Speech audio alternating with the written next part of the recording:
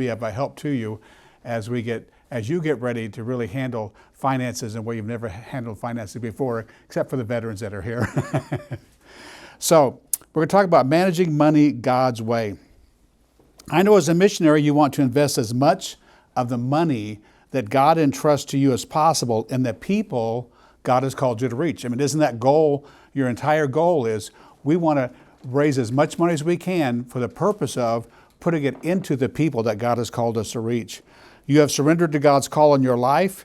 You have worked hard for years to get to the place where you can start raising money to go to the mission field. But how you manage the money that God gives you will impact your ministry. And that's why we have this class, is because the way you handle money is going to have a huge impact on the people God has called you to reach. So let's start here with your outlines here. Number one, we are not born with the skills we need in life. We are not born with the skills we need in life. We have to learn to read. We have to learn to count. I remember when our son went to school for the first time. We did some homeschooling, and then we started a camp and put him in school up there. And so our son went to the class, and when he came home, Karen says, "Well, how did it go?" And he says, I don't think school's for me." And every day we used to have fun with him. I don't know if you mess with your kids, but we mess with our kids a lot. But we'd say, "Did you learn anything in school?" "Nope, didn't learn a thing." You know, he's in 5th grade. "Did you learn anything today?" "Nope, didn't learn a thing." So before you went to school, you knew how to count, you knew how to read, you knew all that. I don't know about that, but I've never learned anything at school, even though that's just the way he felt, is I haven't learned anything. Well, we have to learn to manage money. Not only do we have to learn to read and to count, but we have to learn to manage money because we are not born with the skills to do that. We were taught to read and to count, but most people were never forced to learn wise money management. We didn't learn it at school. We didn't learn it at home. Didn't learn it at college. They're starting to do that now. They're starting to institute Dave Ramsey's classes in colleges and in high schools, which I think is really good that they're doing that. But for most of us, we didn't get that. If we are not proactive in learning God's plan to manage money, we will come up with our own plan that many times does not allow us to accomplish all that God would have us do with the money He entrusts to us. So we want to make sure that we have the skills that we need. Number two, the way you manage money is important to A is God. In this introductory part, I really want you to get this. The way you manage money is very important to God. God included a lot of information about money management in the Bible for a reason. God wants us to manage money He entrusts to us His way. One of my favorite verses on this is Proverbs 27:23. "Be thou diligent to know the state of thy flocks, and look well to thy herds." Now think about the responsibilities of a shepherd. Here they're being told that you need to know the state of your flocks. Shepherds counted their sheep every single day. They wanted to make sure every single day that every sheep was there. And we all know the story of the 99 that were safely in the fold, but one was out, and Jesus went out to get this one flock. That was an illustration they really understood well, because that's exactly what they did. So if we transfer that to us, we have to say we've got a lot of hard work to do with our finances. We have to know, we have to be on top of our finances on a regular basis. God wants us to know the state of our finances and to make sure we're doing everything we should be doing to manage the fund that He entrusts to us in a way that honors Him. Do you believe that every dollar you have, God has entrusted to you? Do you believe that? We need to know that going into this lesson, that God is the one that trusts to us. If you can use your brains to make money, God gave you the brains to do it. If you can use your hands to make money, God gave you the skills to do that. There is no way under the sun I could make a living being a carpenter. Because when you have to pull out 5 or 6 nails that you've bent, you're not going to make much money being a carpenter. You got to be able to pound that hammer in, that nail in with that hammer. So whatever abilities you had, God gave it to you. So God is the one that entrusted them to you. There are over 500 verses on prayer, fewer than 500 verses on faith, but more than 2,350 verses on how to handle money in the Bible. Does that tell you that God put a lot of information in the Bible about how He wants us to handle money? 1 out of every 10 New Testament verses talks about money. That's huge. 16 of 36 parables deal with money.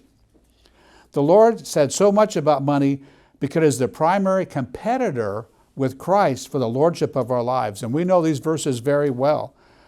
Matthew 6:24, no man can serve two masters, for either he will hate the one or love the other, or else he will hold to the one and despise the other. You cannot serve God and mammon. So, this really stands out about how we handle our finances, because it's a competitor. We have to love Christ or we have to love money, one of the others.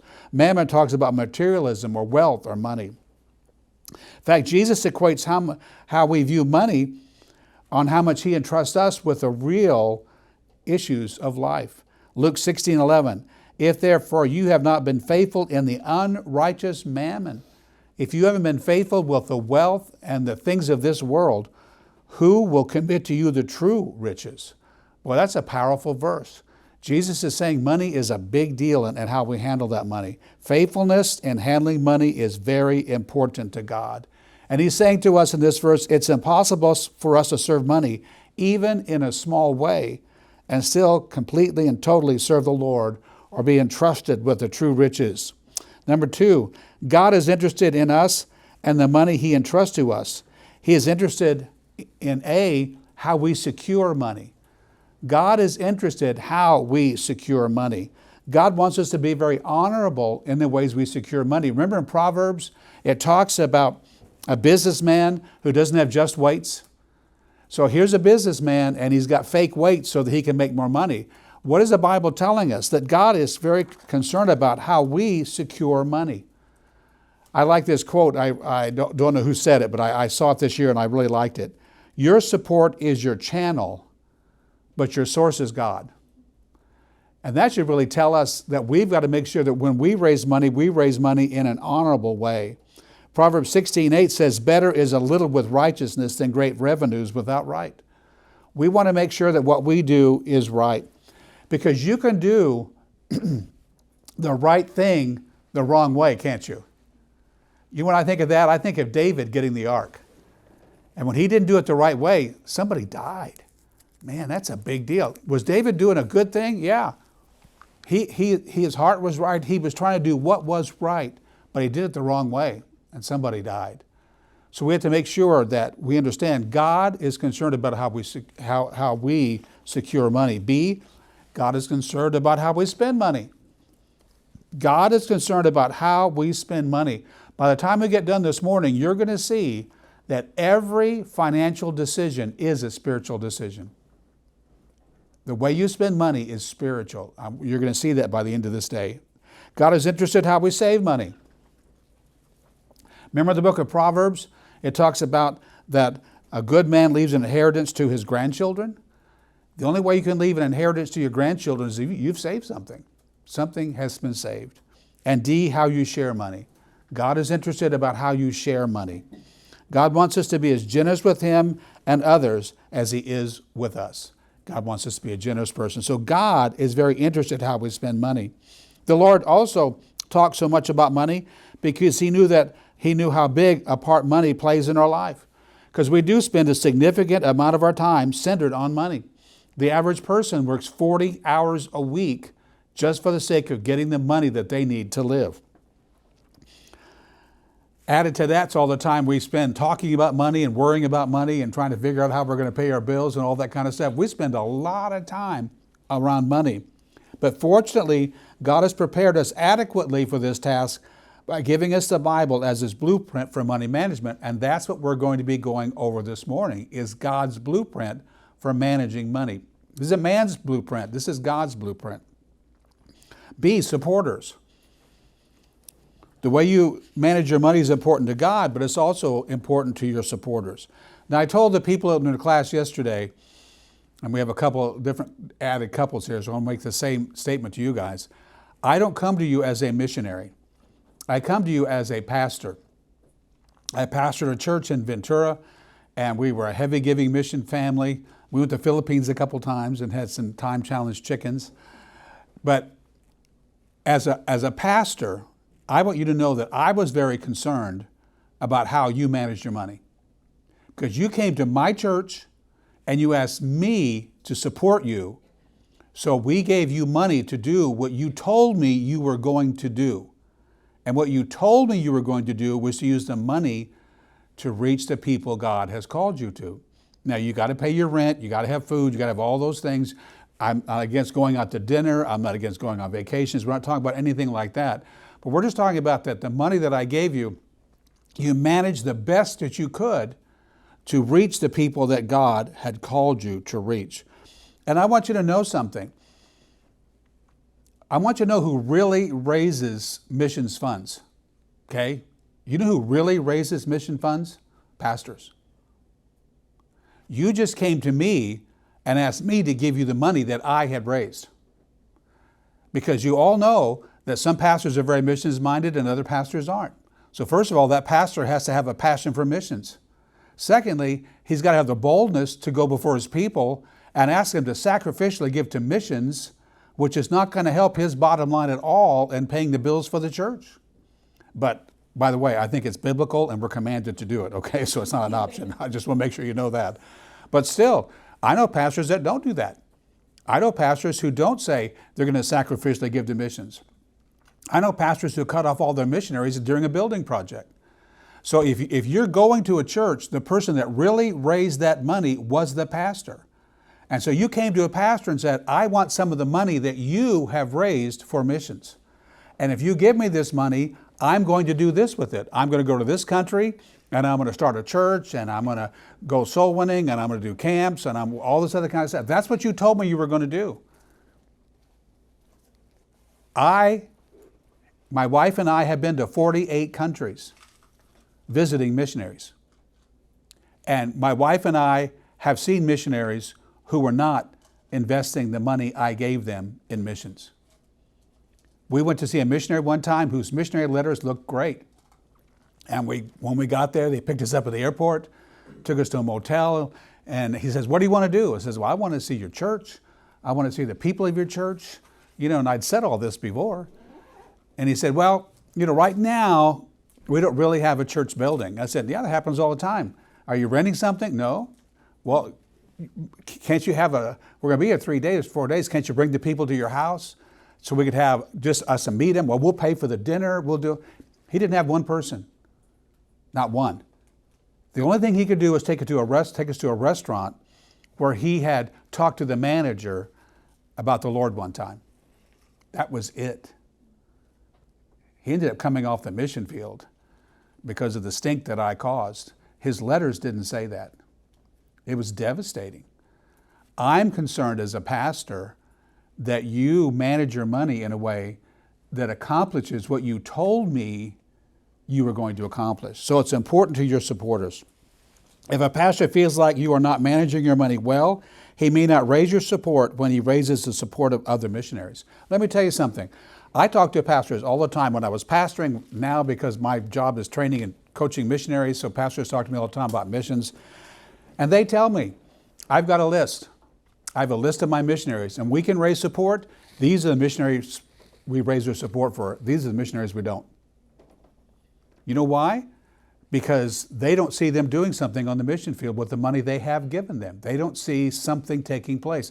And again, we're not talking about numbers and you've got to reach thousands. It's just, are you investing what you've been given in the people that God has called you to reach? That's all it is. And pastors just say, I don't see them doing anything.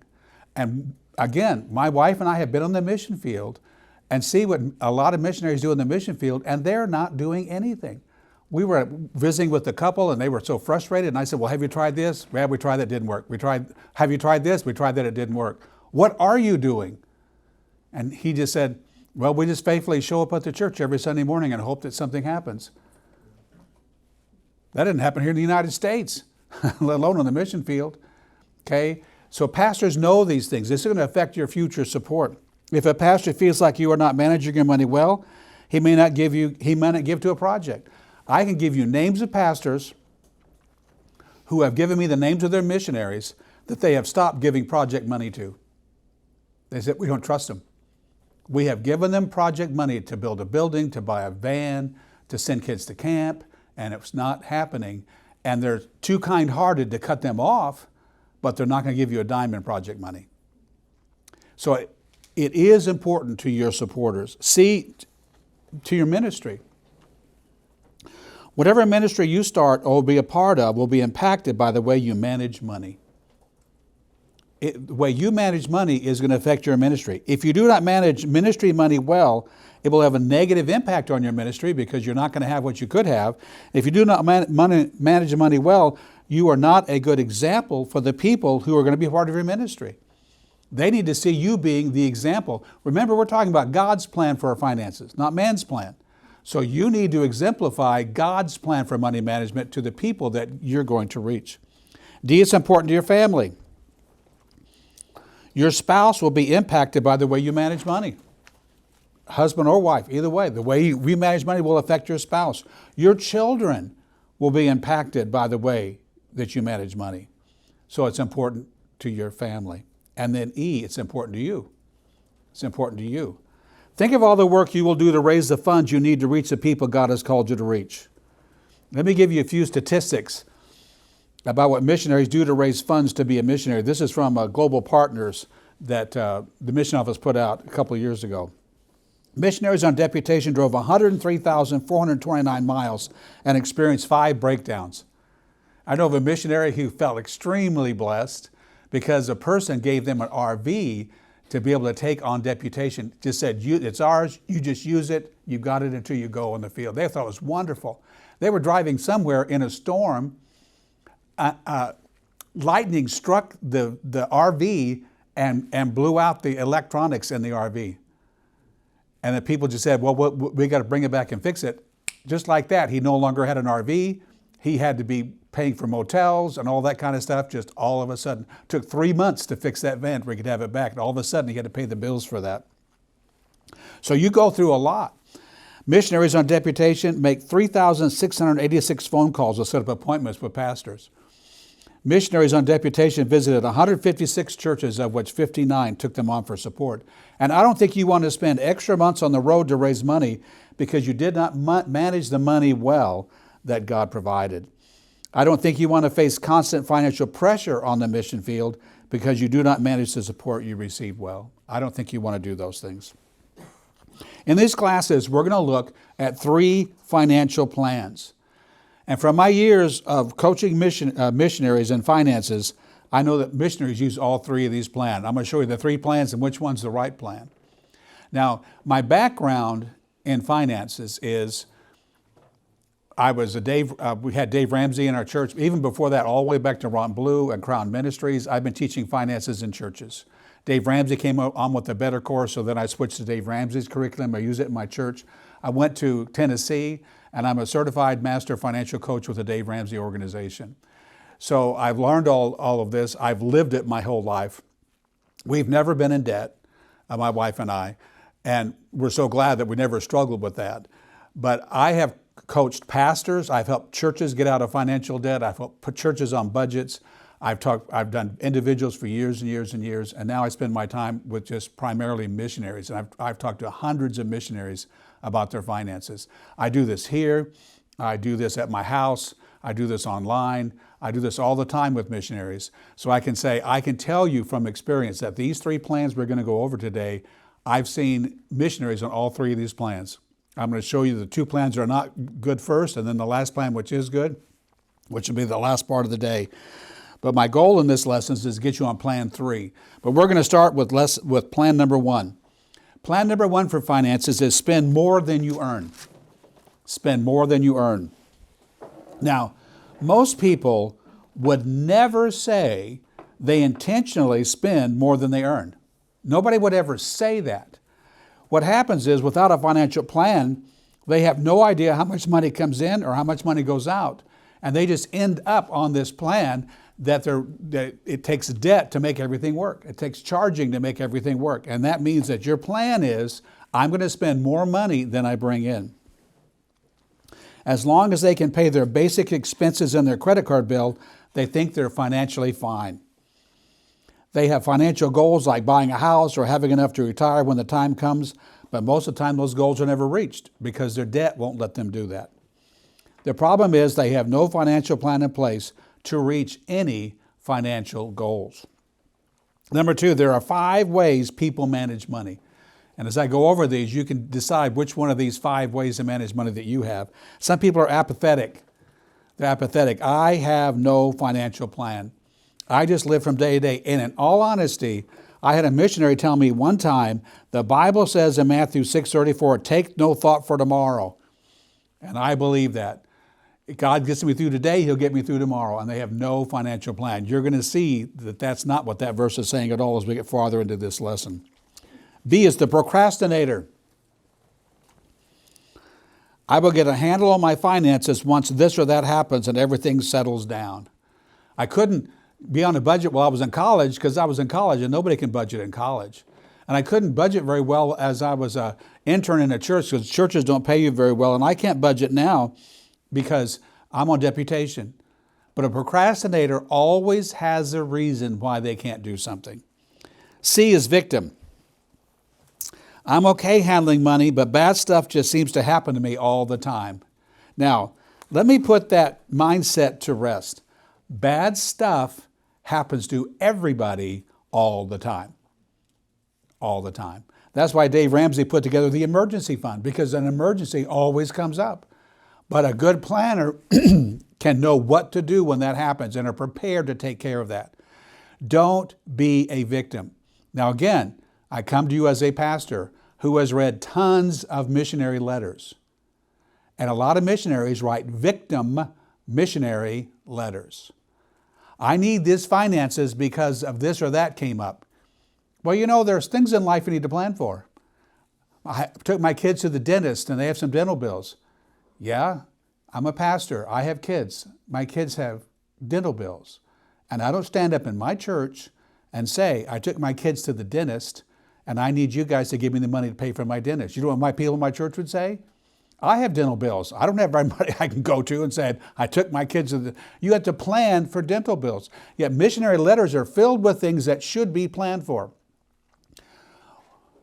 You need to go to the field 100% supported, which includes taking your kids to the dentist. Because when you write a letter and ask for money, you need to ask for money to build a building. You need to ask for money to buy a car. You need to ask for money to take kids to camp. You need to ask for money to reach the people God has told you to reach. And I know a missionary, and I sat down and talked with him, and he didn't change. But it had an impact because pastors talked about it. Yeah, when you get so-and-so's letter, he's going to have some kind of emergency that he's got to have money for. Pastors talk about those things. You don't want to be one of those missionaries that people say, this guy writes victim letters. They didn't get 100% supported. They're not managing their money well. And all they do is talk about you. They don't give you money. They just talk about you. D is denial. I have no financial problems. And talking about wise money management is a waste of time. And then when you start digging into what they're doing, you know that they have a lot of problems. And then E is the manager. God is entrusting His money and possessions to me. I want to be able to give a good account of what I did with Him, to Him, my supporters, my spouse, and my children. But if you're in groups, the first 4 groups, then you are spending more money than you're bringing in. Okay. Number 3, spending more than you earn leads to debt. When you spend more money than you earn, it leads to debt. And I'm here to tell you that Americans are living on credit cards. Americans are living on credit card. The average American owes more than they own, have not made adequate plans for their retirement, and could not survive more than a few weeks without a job. George Barna says that fewer than 3 out of 10 families have saved enough money to maintain their current standard of living for 6 months. If the primary breadwinner loses their job. In 2020, the average credit card holder owed $5,611. I found these statistics to be very interesting. Individuals 75 and older have the most debt. This is credit card debt, okay? $8,100.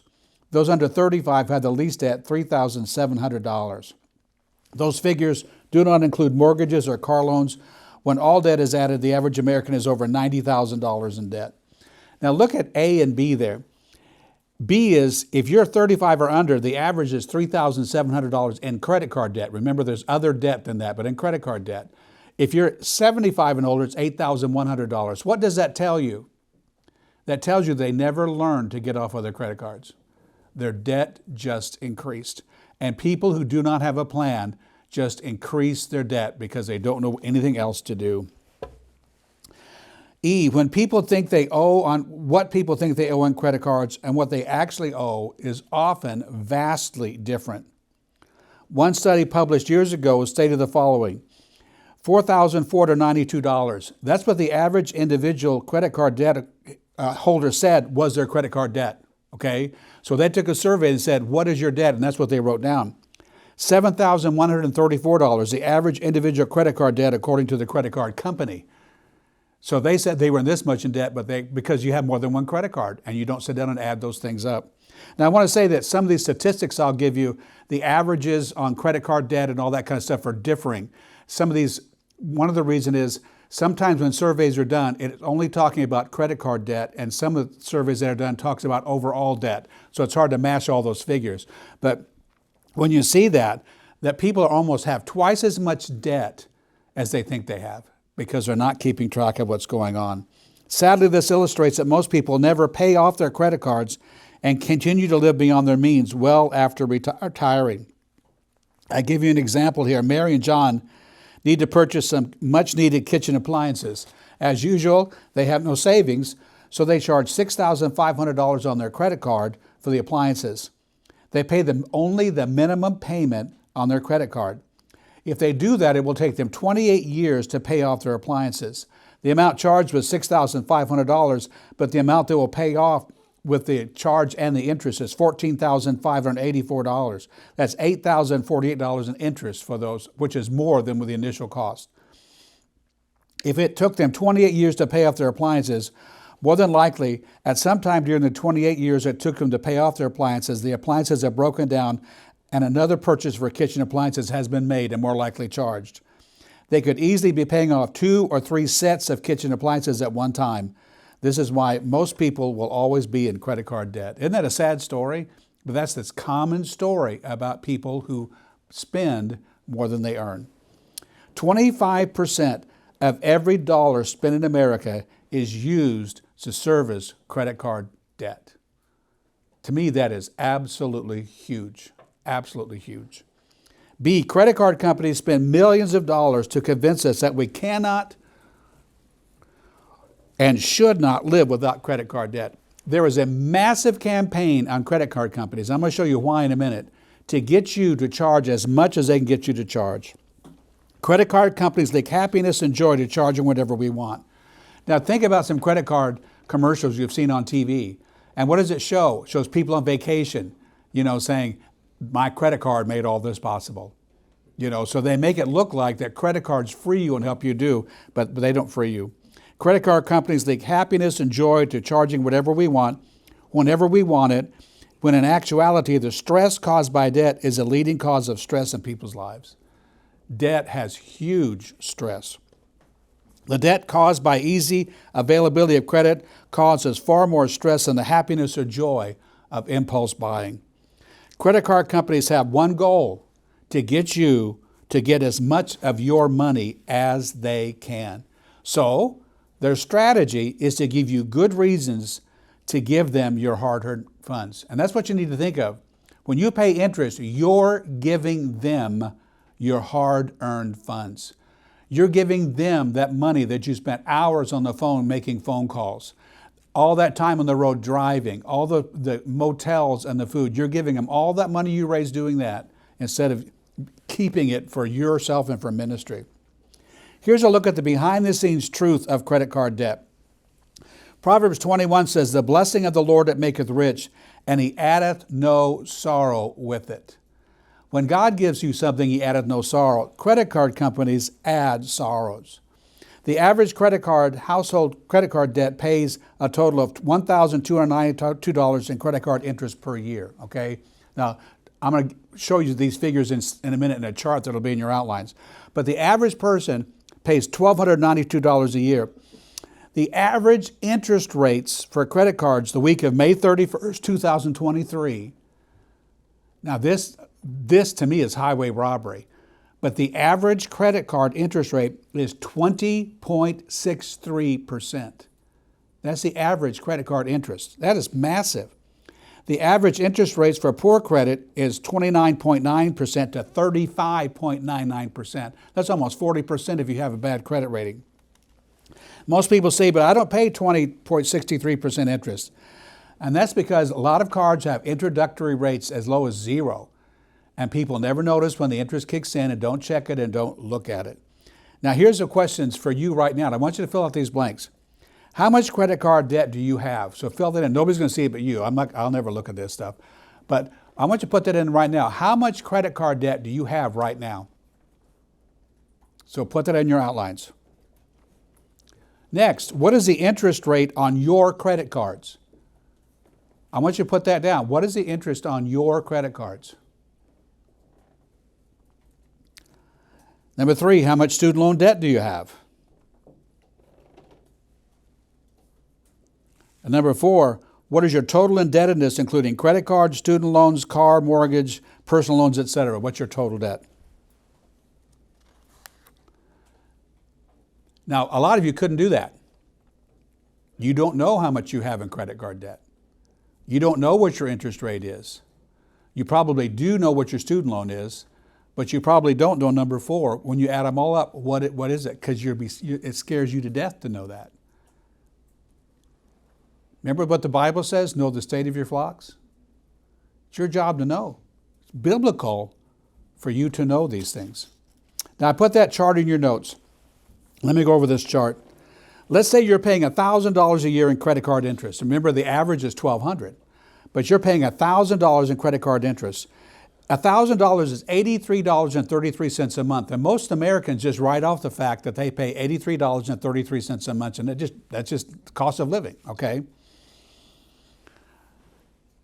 But let's look at how we extrapolate this. The first line is in the minus. You see it's minus 5,000, minus 10,000, so the first line is in the minus. This represents the amount of money you pay in interest in 5 years. You have paid $5,000 to the credit card companies, but in 40 years, you paid $40,000 in interest to credit card companies, okay? The second line represents the amount of money you would have earned if you had invested the $1,000 per year in a retirement fund with 8% return, which you can get more than that. Right now, people talking about the stock market down. Last year, the stock market paid 9% for the average mutual fund, paid 9%. So it's easy to get 8% or greater. In fact, the stock market's up a lot right now, so people are going to be getting more than 8%.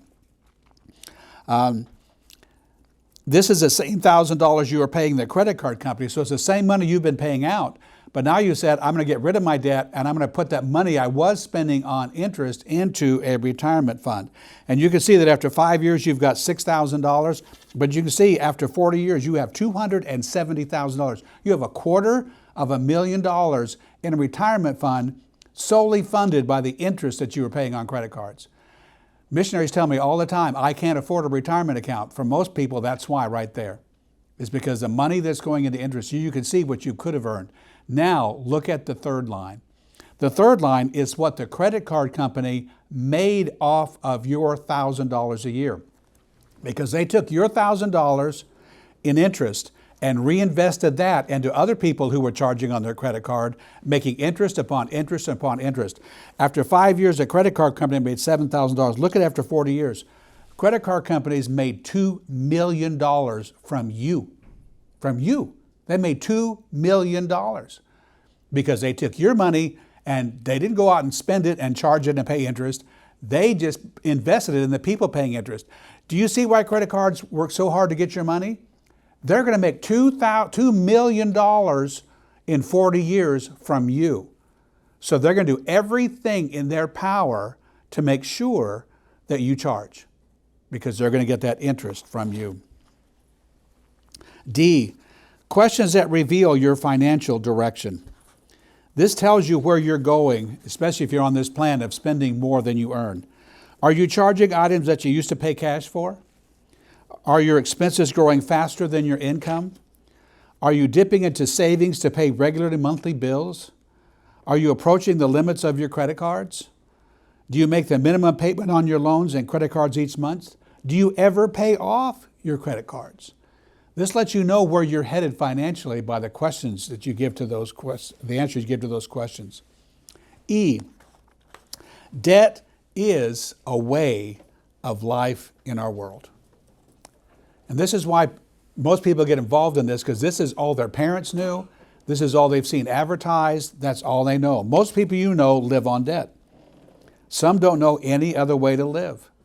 People like debt because it allows them to artificially live beyond their means. And they like that. They like going out whenever they want to go out. They need a stress reliever, so we need a weekend away. And so they go someplace and spend the money on motels and food and all that kind of stuff, and credit card allows them to do it, so they like it.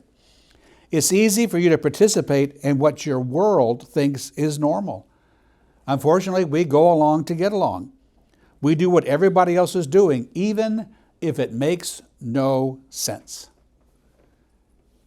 Because this is the way everybody does it. We do what everyone else does because we have been taught it's just the way you do it. And so we never ask why. Why am I using this way to manage my money? Debt has been sold to all of us so aggressively, so loudly, and so often that most people cannot imagine living without debt. People cannot imagine a car without a car payment, a house without a mortgage, a college education without a student loan, and a wallet not loaded with credit cards. They can't imagine that. We have been sold debt with such repetition and with such fervor that most people cannot conceive what it would be like to have no payments. F, peer pressure is very powerful, and that makes living free, debt-free among family and friends difficult. People just assume they're living on credit and debt, and they just assume you are too.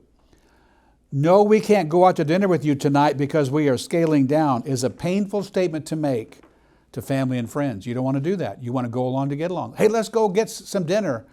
You can't afford it. You don't have the money, but you say, okay, and you just put it on the credit card and add to your debt. Number two, we will have to pass on that trip because it is not in our budget. It is virtually impossible for some people to say, especially when it involves family. We're going to have a family reunion. We're all going to Florida and going on a cruise. What are you going to do? We got to work it out somehow, and it goes on the credit card. Living debt-free means we have to stand up to peer pressure, and that's hard for some people. If you're going to live debt-free, be prepared for criticism, ridicule, and those "we'll see how long this lasts" statements. You're going to face, why? Because this is the way the world does things. And when you don't do it the way the world does, you're going to face pressure. And by the world, I'm including Christians in here, because this is the way most of the Christians in church live. Remember one thing, the average American is broke. And someday this is going to catch up with them. Behind the nice house, the new car, and the fantastic vacations, you'll find people head over heels in debt. They don't want to deal with reality. They do not want to be reminded about their debt by someone living debt-free. They don't like that because you're a conviction to them. Number four, the long-term outcome for people who spend more than they earn. The long-term outcome is A, always in debt and living on the edge. Always in debt and living on the edge. Anytime you incur debt, you are presuming on the future. You presume the future will be better and you will at some point be able to pay off your debt. And presuming on the future is a dangerous strategy. You see, when you get debt, you presume that at some point you're going to have more money to pay off the debt. You presume something's going to happen that's going to let you do it. You presume that. But you do not know the future. You do not know your future income. You do not know your future health. You do not know the future economy.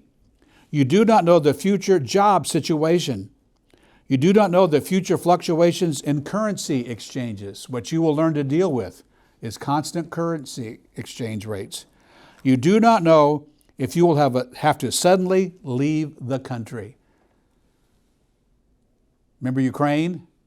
What happened to the missionaries that were in Russia when Russia attacked Ukraine? They had to get out in 2 days. That changed their future instantaneously. You don't know the future. When you presume on the future, it's a terrible strategy. The average person living on credit cards presumes they will gain financial freedom when they can earn more money, when they can win the lottery or Aunt Bessie dies. That's your only hope. It's for something like that to happen. They are borrowing money now without a viable plan to be debt-free. They believe something will happen that will change everything. That something rarely happens, and debt keeps increasing. That's why the 35-year-old debt was less than the 75-year-old debt. Can you imagine being 75 on Social Security and have the more debt than you've ever had before? That just doesn't make any sense. B, a credit card habit is hard to break. Surveys have shown repeatedly that when a person gets a raise, within 6 weeks, they are statistically in the same amount of debt they were before the raise. On the good side, if they're savers, so they save more. But on the bad side, if they're spenders, they spend more. If they were earning $10,000 a month and were $15,000 in credit card debt, and they got a 10% raise, in 6 weeks, they are $16,500 in credit card debt. Because they say, I got a raise, we can spend more money. And they go out and spend it on credit cards, and they're just proportionally in debt to what they were before. Changing from spending more than you earn to spending less than you earn seems impossible. Number 5, dependence on credit cards many times eliminates dependence on God. Whatever we want, we get. We do not pray about it, we just do it. We don't wait to save for it, we want it now. God does answer prayer and does provide needs in a miraculous way, but a person who charges everything without seeking God and asking God for it does not get to experience God's provision. Let me tell you one provision that God provided my wife and I. We bought a house in Canton, cash, built in 1952. 1952 is old.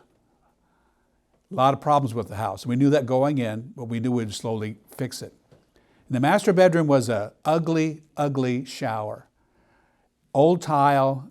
We could not clean that thing. We worked on it and worked on it, could not clean it. Brought in somebody who did the regrout on the thing, still looked terrible. It was embarrassing how terrible it looked. So we said, we've got to put a new shower in. And so we started looking at it. I went online, could not find a good price online. We just happened to go to the fair. And at the fair in one of the buildings where they sell things was somebody who does showers. So we said, I'm just going to go up and ask this guy, what does it cost? So I went up and said, what does it cost to redo my shower? Oh, we couldn't tell you that because of this, and we don't know about this. It just wouldn't be right to give you an estimate on that, but we'll have somebody come out. Okay. So they sent a guy out, and he sat down with his big presentation, and we could tell 5 or 6 minutes into it that this was going to cost a whole lot more than we're willing to pay. So I said, you can stop right there. We can already see that you're going to charge more than we have budgeted for this. You have more than we can pay. And we don't charge anything. We pay cash for everything. So no, just no, we're not going to do it. He says, well, okay, don't say no yet. Let me finish my presentation. I said, but I've said no. So he finished his presentation. A half hour later, he tells us the price.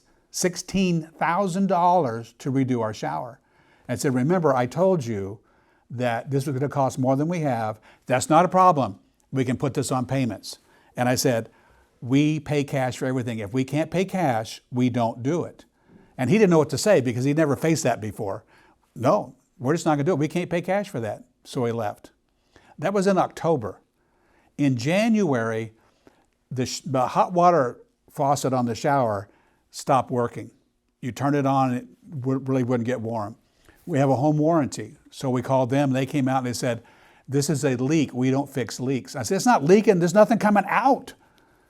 But he wouldn't do anything. So I filed a complaint and got another plumber to come out. And he said, okay, you really do have a leak, let me show you the leak.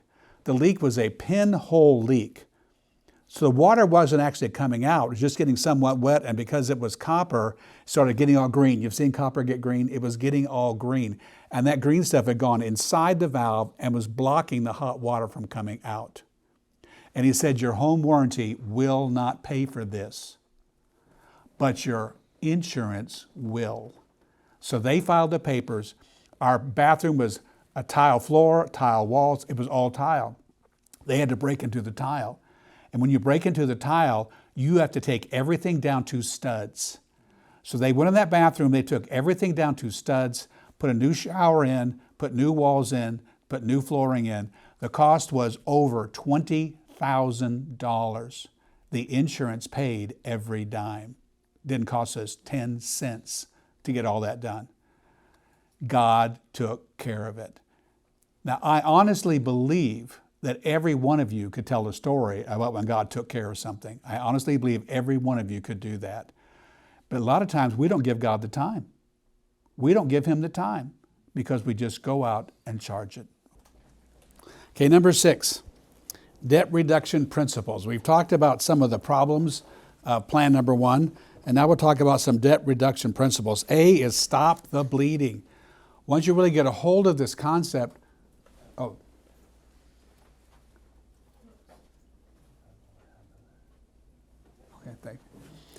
Once you get a hold of this concept, you want to stop the bleeding. Determined to start living without additional debt. And you say, I can't do this because I'm on deputation. Believe it or not, I worked with missionaries on deputation that have paid off their debt and went to the field debt-free. And they're so excited that they went to the field debt-free. Wise money management gets you out of debt and keeps you out of debt. So you want to stop the bleeding. And then B, pay off debt. Pay off debt. Some of you are familiar with the Dave Ramsey 7 baby steps, where step number 1 is save the $1,000 emergency fund. This may sound counterproductive. Could you say, I'm in debt, I have bills I cannot pay. Why start with savings? And the reason you start with savings is emergencies are a way of life. Emergencies will never go away. If you don't have a fund to cover emergencies, your plan to eliminate debt and budget your money will never work. So that's why he really suggested you get this $1,000 savings account going. Think of an emergency fund as a safety net. With a safety net, you can safely budget your money knowing if an emergency comes, you will land safely. You can get back up and keep going. Saving first has other benefits. It allows you to get in the mindset of being in control of your money. It forces you to make a change. Saving money can actually become addicting once you start doing it. But you get that $1,000 and you say, I have some control now. If this happens, I've got some money, I can do this, something about this. No one knows when a financial storm will come your way, but we know rainy days do come to everyone. When you have an emergency fund, you don't have to go deeper into debt when the storm hits. But the $1,000 is a beginner emergency fund. It's not the whole emergency fund you want to have. But the beginner emergency fund allows you to stay focused on paying off your debt in step number 2. Having the beginner emergency fund helps you keep you motivated to increase your emergency fund in step 3. So this is a foundational thing to have that $1,000 emergency fund. And it helps you create and maintain a budget because you have that emergency fund. Step number 2, after you save up $1,000, then start paying off your debt. To pay off all debt, do whatever it takes to get current on all your bills. You may need to cut some expenses out of your budget or even sell some things. And if you've ever seen some of Dave Ramsey's stuff, he talks about the garage sales and all those kind of things. But getting current is critical to your financial strategic plan. And once you are current, pay off debt with a snowball plan. With a snowball plan, first, list your debts from lowest to highest, make a minimum payments on all debts except for the smallest debt, pay as much as your budget allows on the smallest debt regardless of the amount of interest you pay on the debt, and number 4, once the smallest debt has been paid off, add what you were paying on it to the next smallest debt. Why does a financial plan work? The plan works because it is about behavior modification, not math. Choosing to pay a little extra on your credit debts and paying on a higher debt amount with a high interest rate does not give you any short-term motivational victory. So here's what he's trying to say. If you have 7 debts, let's say, 7 credit card debts or whatever, and you want to get motivated to get this done, you pay the smallest one first. Let's say you have a credit card you owe $1,500 on, and the highest one you owe $7,000. Well, if you pay on the largest one first, then it takes a long time to have a victory of getting something accomplished. If you pay off the smallest one first, then you say, I got one taken care of. I'm done with one of them. I can move on. So it's not about math, it's about the psychology of making it work. Number 3, increase your beginner emergency fund to a fully funded 3 to 6 month emergency fund. This will allow you to survive prolonged dip in your monthly support. You can choose exactly how much you feel comfortable with. Now, 3 to 6 months, only you can determine what that is. But you say, if everything stopped, what would it take us to survive for 3 to 6 months? Step 4 is invest 15% of your income in a retirement fund. Step 5, save for college fund for your children. Step 6, pay off your income. And step 7, build wealth and give generously. Now, I just blew through these. And let me tell you why I just blew through these. I just want you to know there is a way that you can begin to pay off on your debt. Now, this is new information for you that may scare some of you to death, but don't worry, we'll get through it. Today's work on finances is part 1. Part 2 is that for the next 3 months after this, we're going to have phone calls where I'm going to be working with you on exactly what your financial situation is.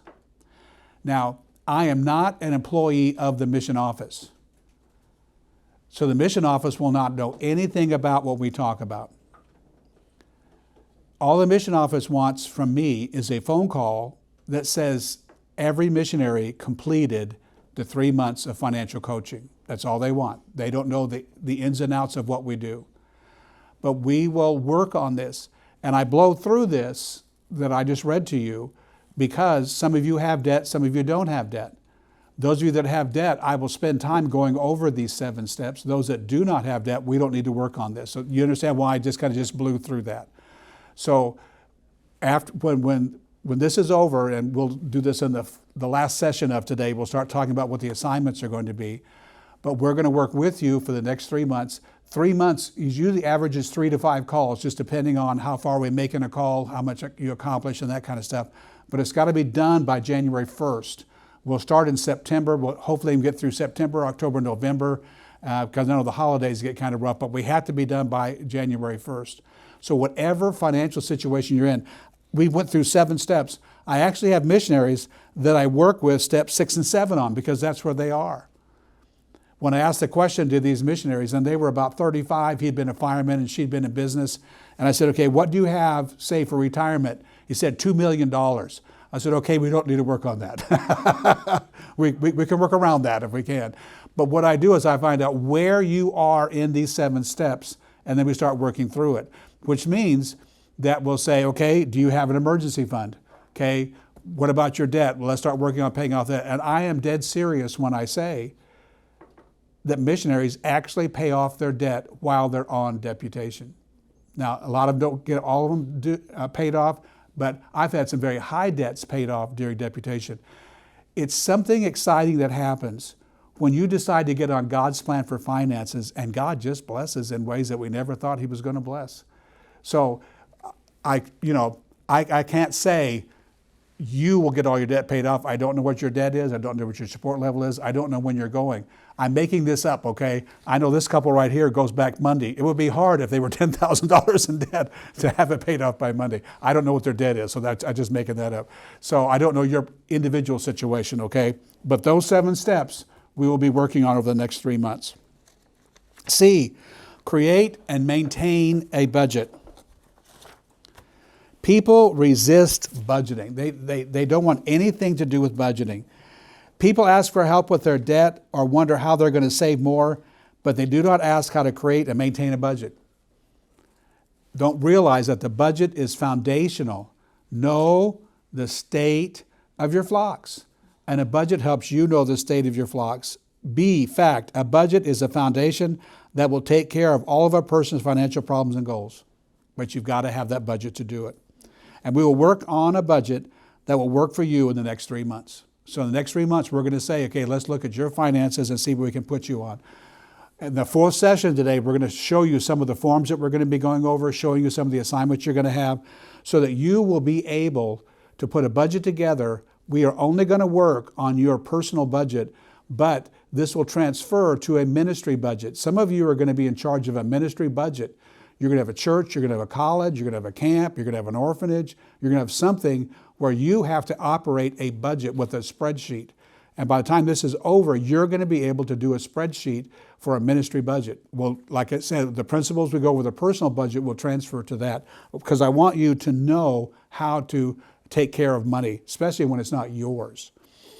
You may be on a spend more than you earn plan, but you do not have to stay on that plan. God will help you make the financial changes even on deputation, okay? So now we're going to go to lesson 2. I had to give you your break. So we're going to go to lesson 2, and we got to change the screen. So we have a pause here.